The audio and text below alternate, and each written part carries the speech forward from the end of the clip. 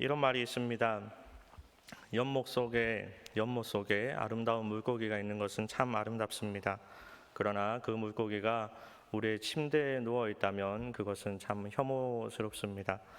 아름답던 물고기가 혐오스러운 것은 물고기의 본질이 변한 것이 아니라 그 적합하지 않은 장소에 있기 때문입니다.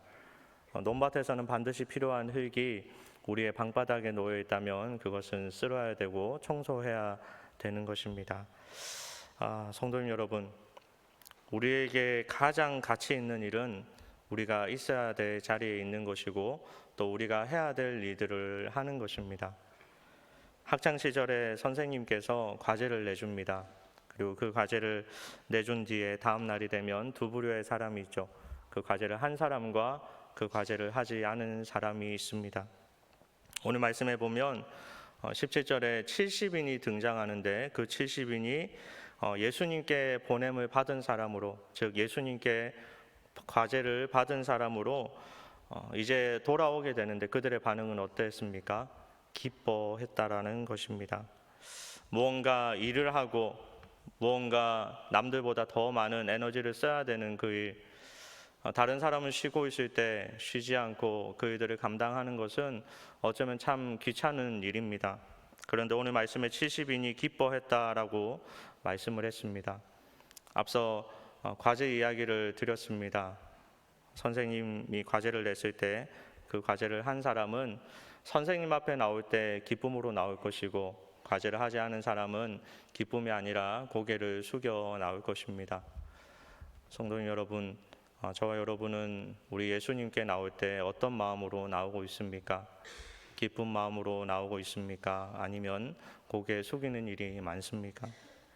오늘 말씀에 70인이 기쁨으로 나왔다라고 했는데 어떻게 그들이 기쁨으로 나올 수 있었는지 좀 더 자세하게 살펴보려고 합니다. 첫 번째는 그들은 승리의 기쁨을 가졌습니다. 그들은 승리의 기쁨을 가졌습니다. 누가복음 10장 17절 말씀을 우리 시간 다 함께 읽겠습니다. 70인이 기뻐하며 돌아와 이르되 주여 주의 이름이면 귀신들도 우리에게 항복하더이다. 아멘. 예수님께서 보낸 제자들이 기쁨으로 돌아왔는데 돌아오자마자 예수님을 들뜬 마음으로 부르더니 이렇게 말을 합니다. 주여 주의 이름이면 귀신들도 우리에게 항복하더이다. 제자들이 예수님께 택함을 받고 그 권능을 가지고 복음 사역을 감당했습니다. 그런데 복음 사역을 감당하던 그때에 귀신들이 항복하는 것을 그들이 체험하게 되었다라는 것입니다. 그럼 귀신들이 하는 일이 무엇이 있습니까? 귀신들의 주 목적은 우리를 무너뜨리려고 하는 것입니다. 우리에게 고통을 주고 또 마음속에 불편함과 또 좌절감, 두려움을 줘서 또 영적으로 혼란스럽게 해서 우리의 연약함을 가지고 우리를 무너뜨리는 일이 마귀가 하는 일입니다. 성도 여러분, 70인이 그랬던 것처럼 우리가 예수님을 전하는 그 사역을 감당할 때, 복음 전하는 그 일들을 감당할 때 우리 안에 있는 육신의 고통과 마음의 고통과 또 영적인 혼란함이 다 사라지게 됨을 믿으시기 바랍니다. 더 나아가서 그로 인하여서 우리 주변에 있는 수많은 이들에게 있는 그 세 가지 고통들이 우리의 복음 전파를 통하여서 자유케 됨을 믿으시기 바랍니다. 그것이 첫 번째 기쁨을 가졌던 이유입니다. 두 번째는 그들은 평안의 기쁨을 가졌습니다. 그들은 평안의 기쁨을 가졌습니다. 누가복음 10장 19절 말씀을 우리 이 시간 함께 읽겠습니다. 내가 너희에게 뱀과 정갈을 밟으며 원수의 모든 능력을 제어할 권능을 주었으니 너희를 해칠 자가 결코 없으리라. 아멘. 예수님의 이름으로 우리는 평안을 누리고 예수님의 이름으로 우리는 나음을 받았습니다. 우리는 언제나 예수님과 동행하여서 이 땅에 오는 수많은 뱀과 정갈과 같은 원수가 우리를 해치려고 하는 그 해침 속에서 우리는 하나님의 능력으로 승리하게 된다라는 것입니다. 그러니 우리를 해칠 자가 결코 없음을 믿으시기 바랍니다. 스티브 브라운이 쓴 하나님을 누리는 기쁨이라는 책에는 이런 글이 있습니다. 제가 잠깐 읽겠습니다. 뉴욕을 방문했다가 올랜도 집으로 돌아올 때 섬뜩한 경험을 했다. 비행기를 타고 돌아오는데 폭우를 동반한 엄청난 천둥과 번개가 쏟아졌다. 내 옆자리에 젊은 엄마가 앉아 있었고 그녀는 어린 아들을 무릎에 안고 있었다. 나는 몹시 무서웠지만 애써 태어난 척했다. 비행 중에 가장 흥미로웠던 것은 그 어린아이였다. 아이는 그런 상황을 전혀 무서워하지 않고 오히려 엄마와 즐거운 시간을 보내기에 바빴다. 함께 장난을 치는가 하면 비행기가 난기류를 만나 심하게 흔들릴 때도 재미있다는 듯 깔깔대며 웃었다. 그리고 더욱 놀라운 것은 폭풍으로 기체가 가장 심하게 요동치던 그 시각에도 엄마의 가슴에 안겨 자고 있었다는 사실이다. 성도님 여러분, 복음 전하는 자는 복음이신 우리 예수님과 동행하게 됨을 믿으시기 바랍니다. 예수님 품 안에서 언제나 그와 함께하는 인생을 살아갈 때, 복음 전하는 삶을 살아갈 때 우리는 언제나 안전합니다. 복음과 함께하고 그것을 전하는 삶을 살아가야 되는 저와 여러분의 삶이 아무 어떤 이들도 해칠 자가 없는 평안의 삶을 누리게 된다라는 사실을 기억하면서 복음 전하는 기쁨을 저와 여러분 모두가 누리기를 주님의 이름으로 축복합니다. 마지막 세 번째입니다.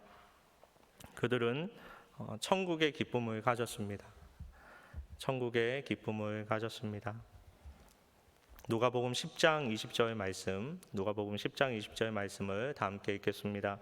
그러나 귀신들이 너희에게 항복하는 것으로 기뻐하지 말고 너희 이름이 하늘에 기록된 것으로 기뻐하라 하시니라. 아멘. 지금 가장 중요한 말씀을 하셨습니다.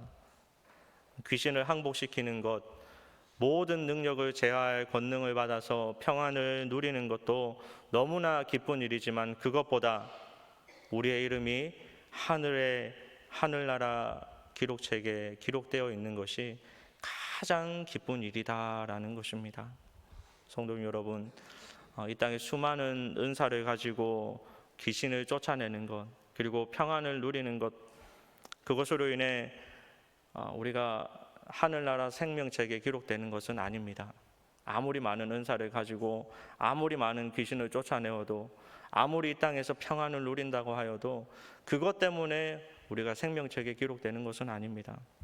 우리가 이 땅을 살아가며 수많은 사역과 봉사와 예배와 헌신과 또 헌금까지 이 모든 것들을 하는 참된 의미와 참된 목적은 바로 귀신을 쫓아내는 것도 좋고 평안을 누리는 것도 좋지만 가장 중요한 우리의 이름이 생명책에 기록되는 것이라는 사실을 저와 여러분은 믿어야 된다라는 것입니다.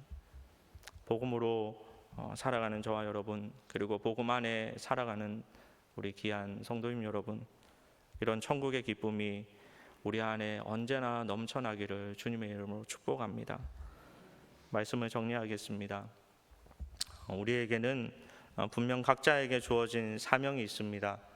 저와 여러분은 모양이 다르고 또 생김새도 다르고 또 환경도 다르고 배움의 정도도 다르고 또 건강한 모습도 다 다릅니다. 모든 것이 다 다릅니다.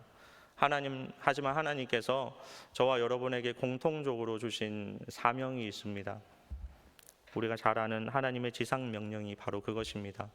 마가복음 16장 15절에서 16절 말씀을 우리 다 함께 읽겠습니다. 또 이르시되 너희는 온 천하에 다니며 만민에게 복음을 전파하라. 믿고 세례를 받는 사람은 구원을 얻을 것이요 믿지 않는 사람은 정죄를 받으리라. 아멘.